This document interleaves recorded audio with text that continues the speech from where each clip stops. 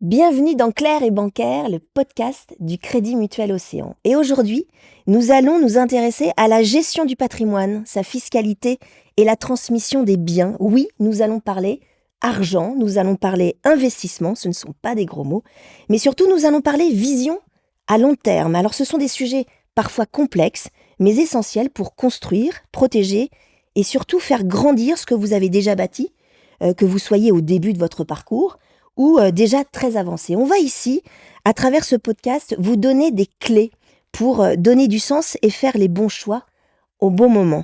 Parce que derrière chaque décision, il y a une histoire singulière, la vôtre, qu'il faut respecter. Et pour ce faire, quoi de mieux qu'une conseillère en gestion du patrimoine au Crédit Mutuel Océan qui connaît tous les rouages de cette problématique. Bonjour Sylvie Bottu. Bonjour Adèle. Merci d'être avec nous Sylvie. Merci. Je vais vous poser une première question sur la notion de patrimoine. C'est un peu un mot valise. On met beaucoup de choses derrière le mot patrimoine. On y met beaucoup de termes. Alors, à travers votre expertise, Sylvie, et celle du Crédit Mutuel Océan, qu'est-ce que le patrimoine ? Alors, le plus simplement possible, le patrimoine, c'est l'ensemble des avoirs possédés par un client à titre personnel. Par avoir, on peut entendre des biens qui peuvent être des biens matériels, maisons, immobilier, voitures, ou des biens immatériels, sommes d'argent par exemple. Cette notion de patrimoine, elle est fondamentale dans le sens où elle peut et elle doit être aussi associée à des droits qu'ont les personnes sur les biens qui leur appartiennent.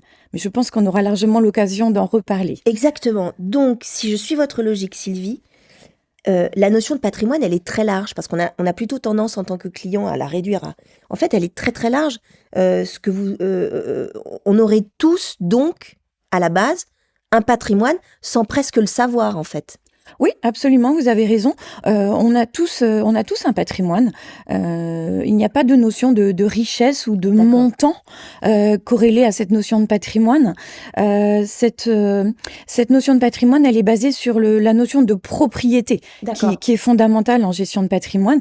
Et donc, tout un chacun possède un patrimoine qu'il peut avoir hérité, pour certains, qui peut provenir d'une succession, par exemple, ou un patrimoine qu'il construit tout au long de sa vie, puisqu'il y a des étapes dans la notion de patrimoine.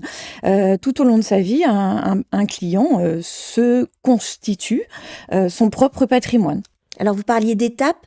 Moi, je vais parler de règles. Est-ce qu'il y a des règles ? D'ailleurs, est-ce qu'on dit règles en gestion de patrimoine ou est-ce qu'on dit code ? Je n'ai pas les termes, moi.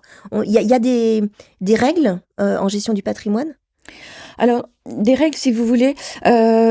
Pas nécessairement. D'accord. Il y a bien sûr des lois, des dispositions qui encadrent cette notion de patrimoine.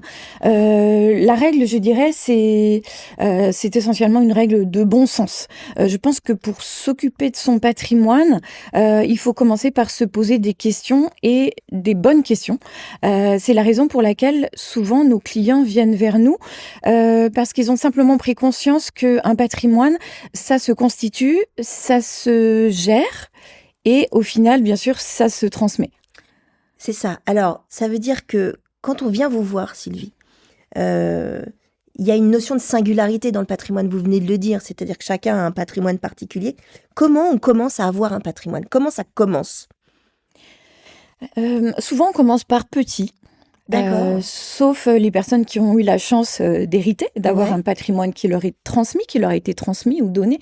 On commence petit dans le sens où on commence par exemple dans l'immobilier par acheter un premier bien. C'est souvent une résidence principale, c'est souvent un petit logement.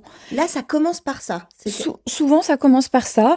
Ou plus jeune, ça peut même commencer par des petits placements de type livret. Ça peut commencer par le livret A ou le livret bleu que vos parents vont vous offrir à votre naissance. Absolument. Donc ça commence vraiment tout petit par des choses qui sont assez insignifiantes et il n'y a pas de notion de montant. C'est bien ça qu'il faut retenir.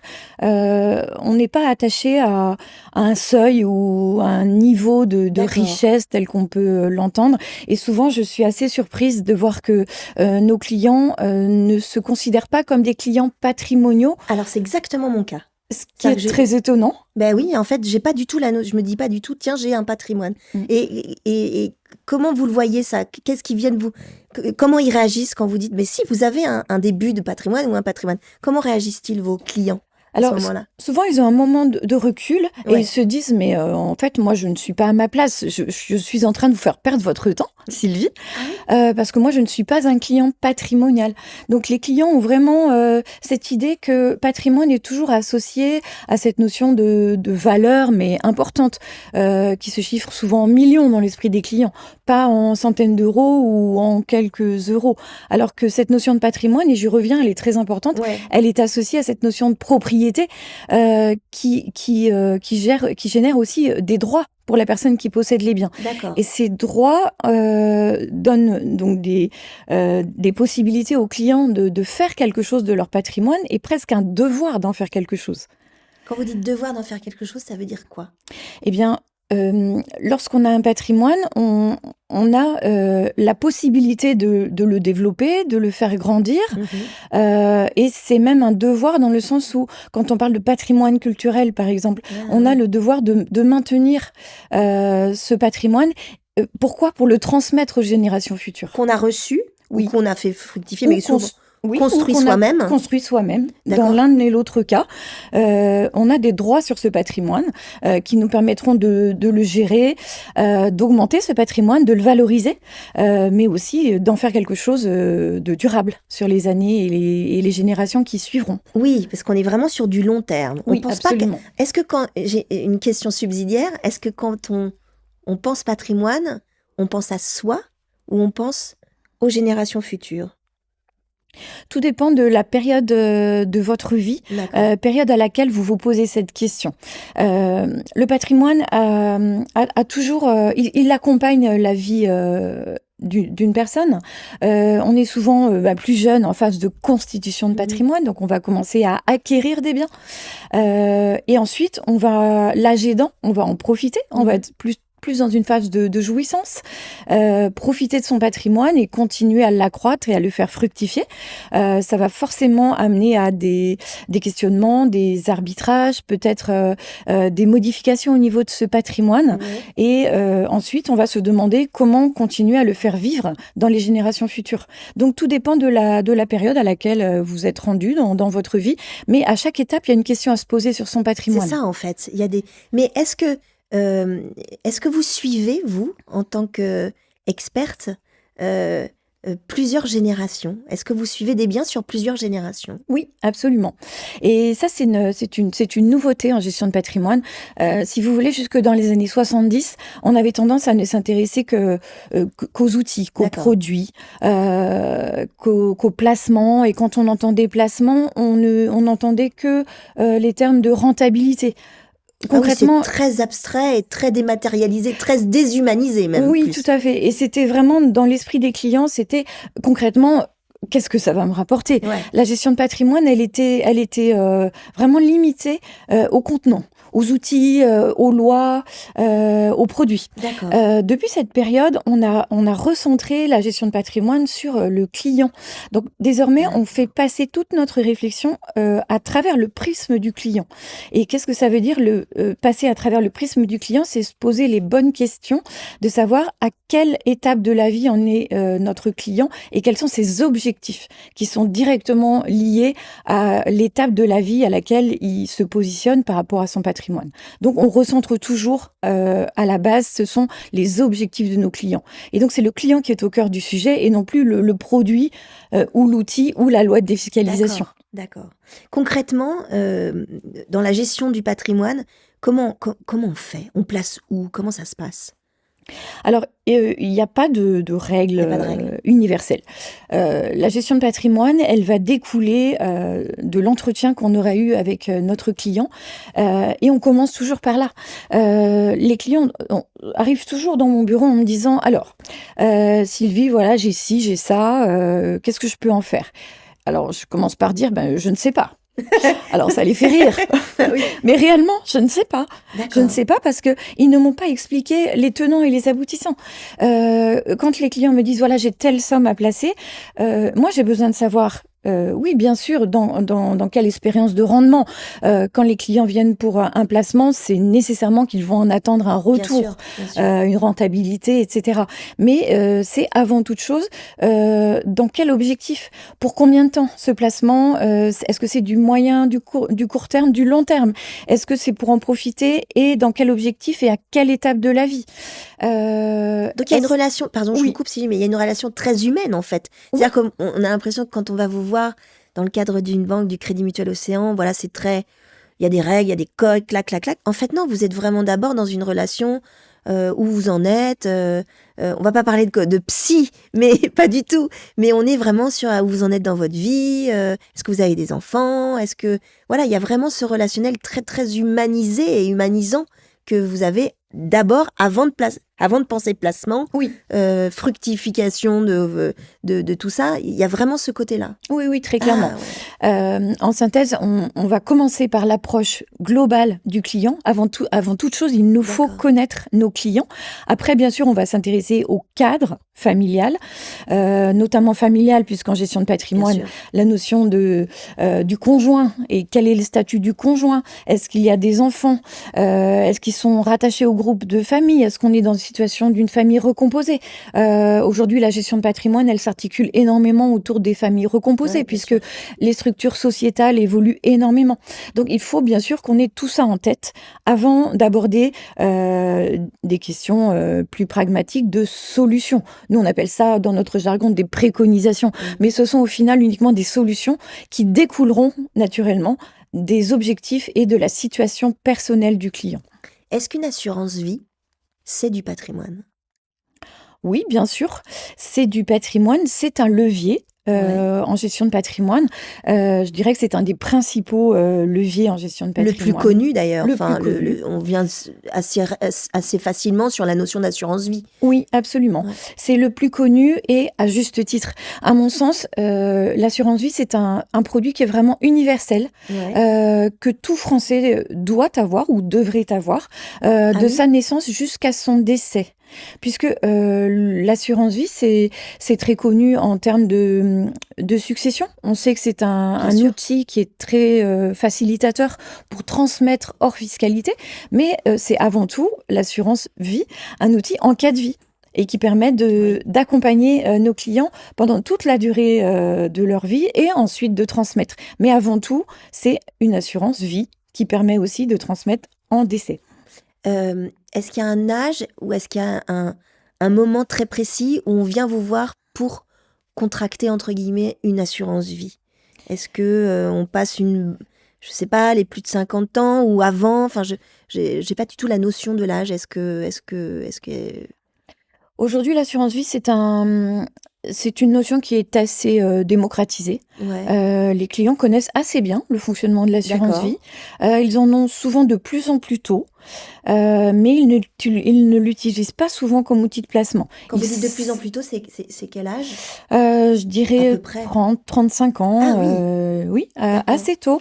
Ils ne savent pas exactement pourquoi, mais ils savent qu'ils doivent en avoir une. Je la fais courte. Ah oui, c'est ça. Mais la plupart du temps, c'est quoi? C'est vers 45, 50 ans, quand on commence à avoir des enfants? Comment ça se passe? Oui, dans la plupart des cas, effectivement, c'est quand on a une vraie réflexion, quand on avance un petit peu plus dans la vie, qu'on a une vraie réflexion sur une situation, une problématique particulière, une volonté peut-être d'anticiper les choses. Quand on se voit un petit peu avancer dans la vie, pas forcément en âge, mais juste avancer dans la vie et dans des projets qui nécessitent de structurer une approche autour du patrimoine. Ça passe beaucoup aussi par la protection de la famille, et la protection de la famille, elle s'articule très clairement dans ces âges-là. 40, 45 ans, 50 ans. Quand on commence à être un peu plus stable, posé, voilà. Alors, depuis le début, on a beaucoup parlé de la transmission aux enfants, mais est-ce que je peux transmettre à d'autres, j'allais dire choses, mais ou d'autres membres que simplement les membres de la famille? Je pense notamment, est-ce que on peut transmettre à des associations, par exemple? Est-ce que c'est le cas? Oui, c'est le cas. Ce qui est très intéressant en assurance vie, c'est que c'est une disposition qui, au-delà d'être fiscalement avantageuse, c'est un outil de transmission qui est civil et qui permet de donner à qui l'on souhaite, à une tierce personne, qu'elle soit du foyer familial ou complètement différente du foyer familial. Donc on peut donner à toute personne et on peut donner également non pas seulement à une personne physique, mais à une personne morale, société, association, quelle qu'elle soit.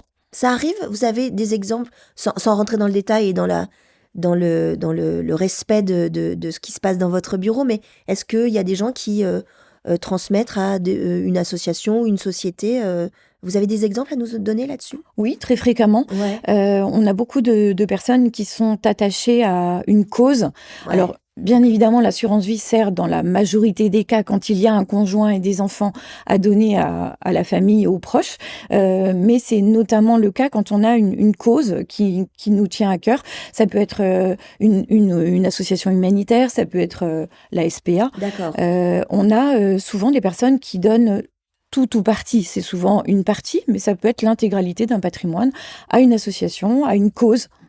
Et est-ce que, je tire le fil de cette question-là, est-ce que le fait de transmettre à une tierce partie que sa propre famille, est-ce que ça règle pas des problèmes familiaux? Des problèmes internes en famille? Enfin, vous voyez ce que je veux dire? Ça peut. Dans la transmission. Ça peut. Ça vous arrive? Ça arrive.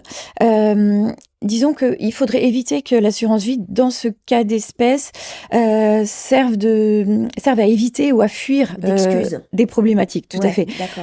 Il ne faut pas que ce soit une solution qui permette d'éviter le vrai questionnement, puisque le vrai questionnement, la vraie question qu'on doit se poser, c'est qu'est-ce qu'on veut faire de son patrimoine, à qui le céder, et ensuite les questions qui en découlent, c'est comment. Et l'assurance vie, c'est plus un outil du comment, mais ça ne permet pas de déterminer au départ quelles sont les logiques patrimoniales et la stratégie patrimoniale qu'un client doit avoir à un moment ou un autre de sa vie. D'accord, ça ne règle pas le problème. C'est pas une solution miracle, quoi.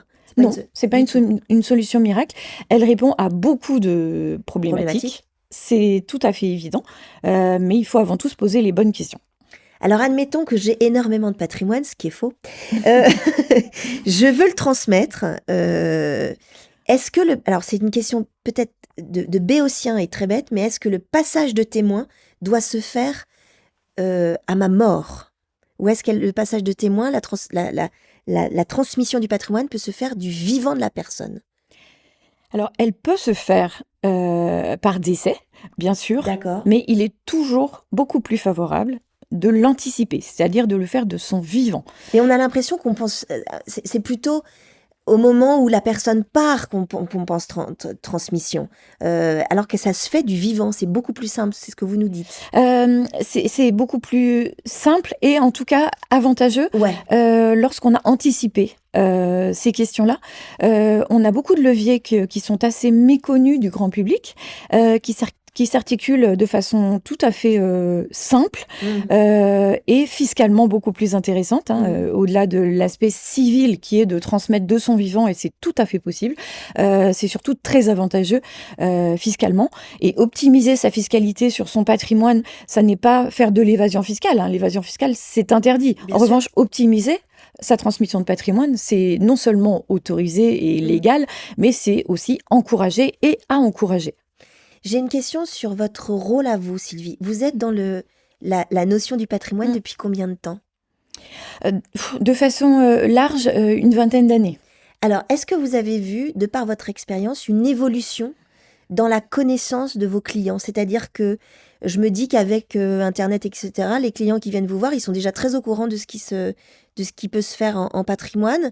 Est-ce que vous les sentez beaucoup plus investis quand ils arrivent dans votre bureau, ou beaucoup plus au courant de la notion du patrimoine en général par rapport à il y a une vingtaine d'années?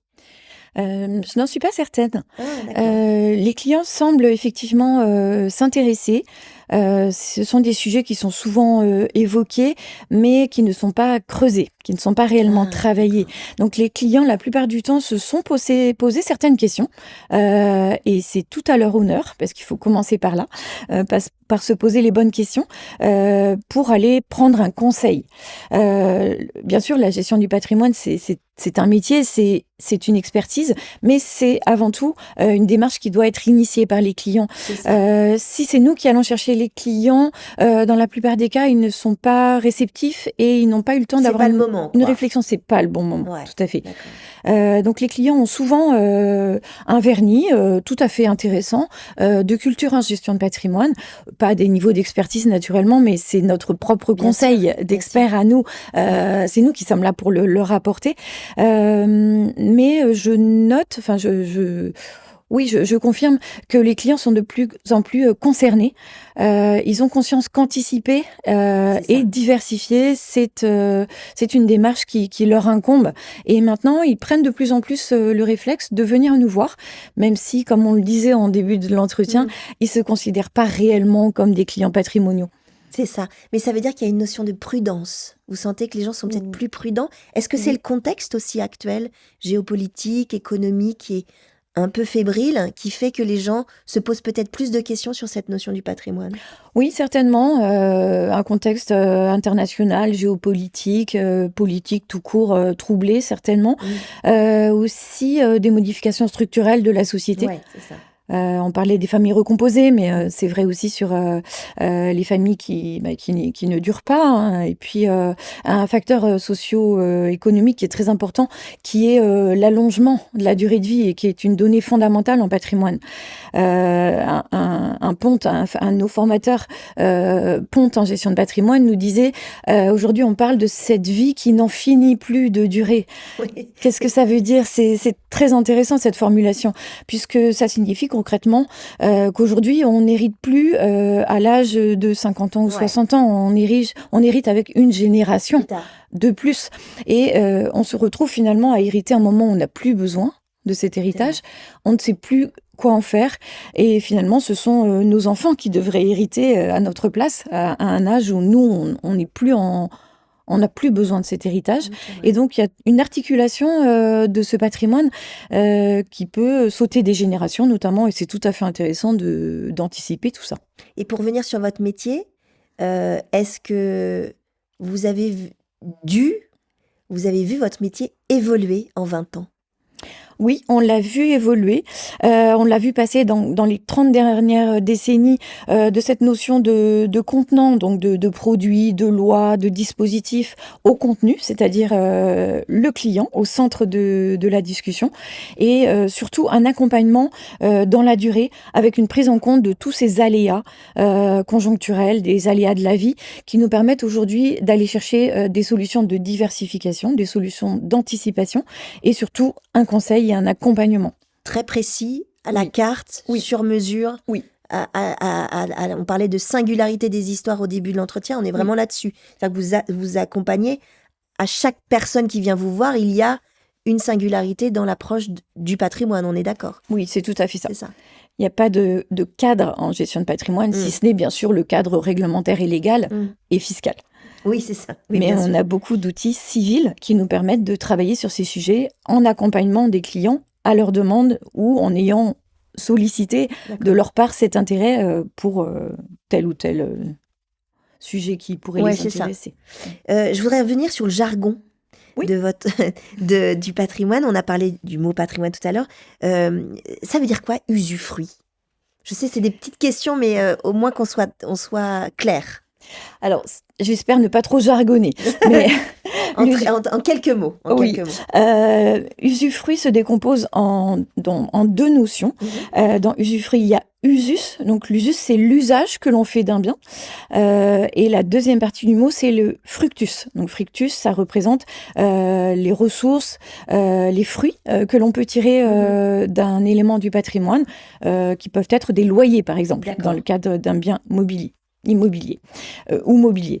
L'usufruit, donc c'est la partie qui permet d'appréhender de façon globale ce qu'on peut retirer d'un bien. D'accord. Et qui est décorrélé de la notion de propriété, du titre de propriété.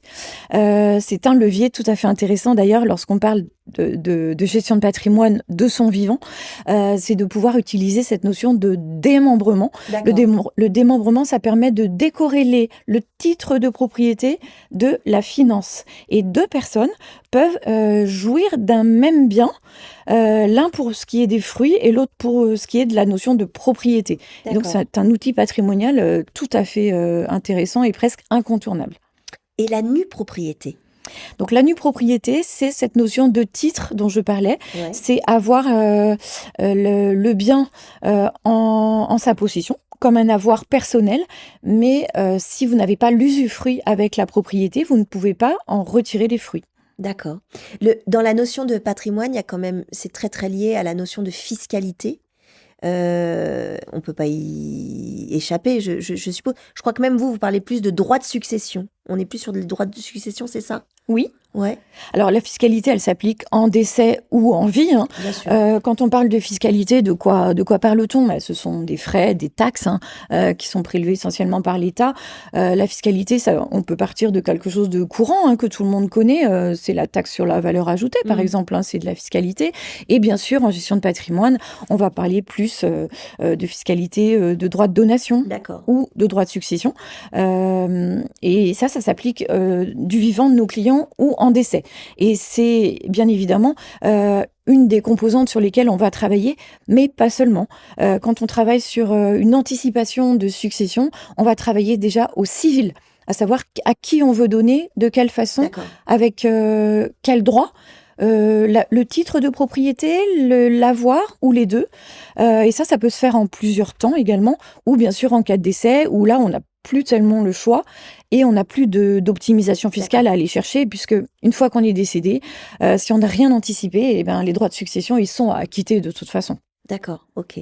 On a parlé on a insisté sur l'assurance vie tout à l'heure, on a parlé de ce dispositif-là. Est-ce que vous auriez d'autres dispositifs à nous donner, en placement bancaire? Je pense notamment, on a parlé du plan épargne en action. Est-ce qu'il y a d'autres choses que d'autres dispositifs que l'assurance vie dont on a parlé tout à l'heure?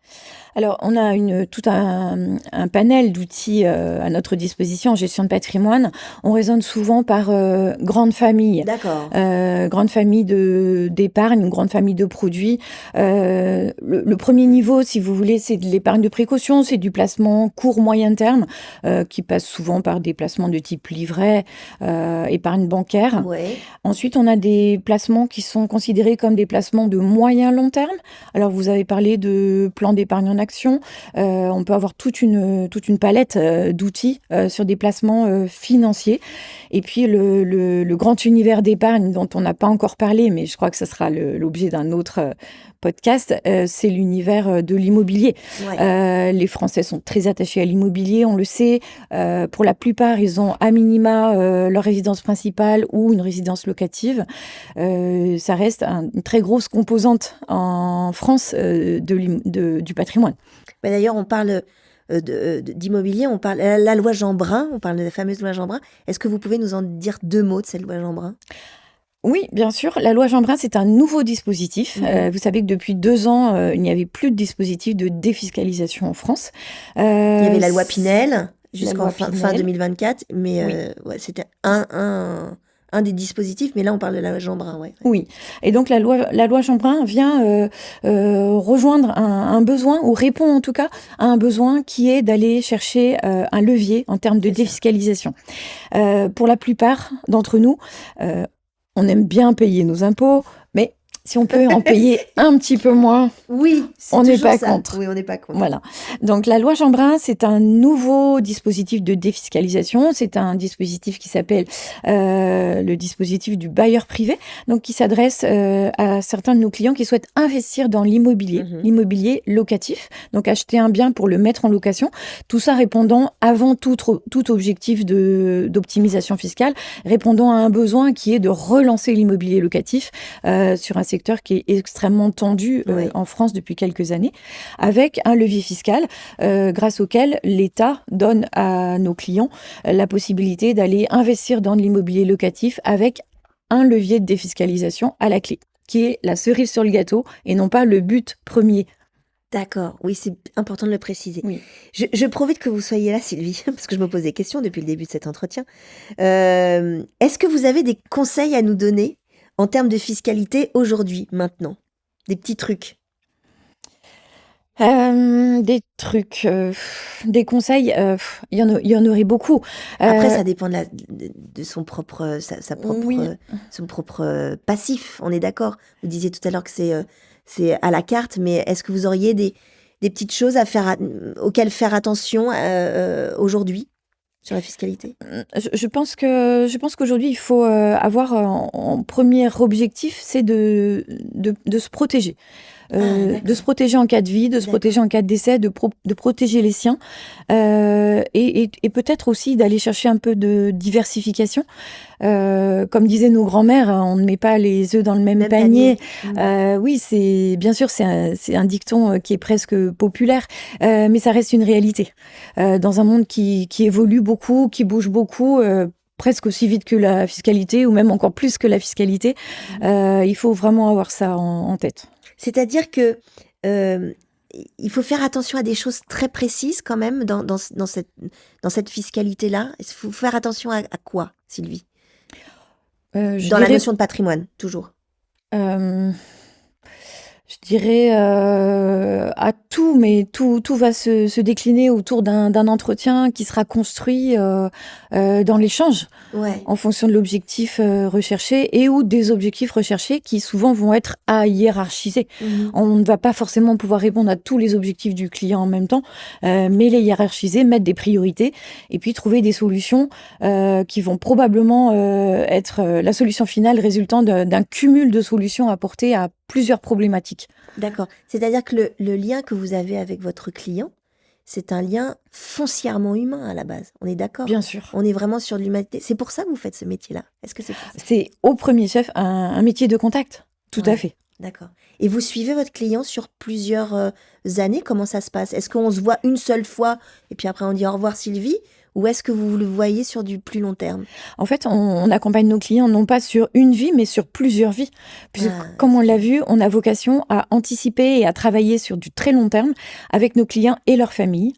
Et on est amené souvent à travailler sur 3 générations en même temps. Et si vous aviez, ça sera ma dernière question, si vous deviez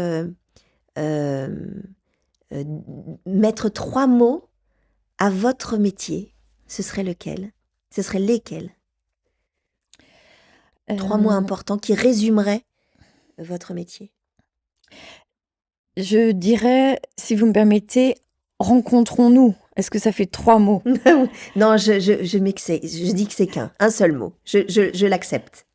Alors, rencontre-nous, puisque tout passe par là. Un premier échange avec une prise de conscience de chaque sujet à traiter à chaque étape de la vie. Le deuxième, on en a déjà beaucoup parlé, mais permettez-moi de le resservir, c'est anticiper. Parlons des choses, prenons-les dans l'ordre et surtout parlons-en avant même que le sujet se présente, auquel cas on a moins de levier.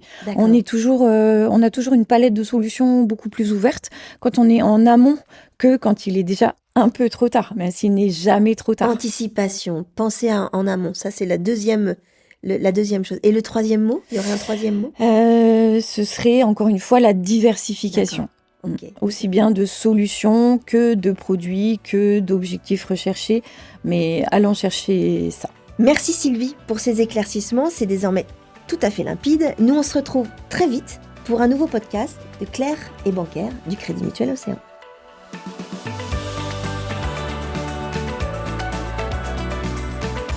Ce podcast vous est proposé par le Crédit Mutuel Océan.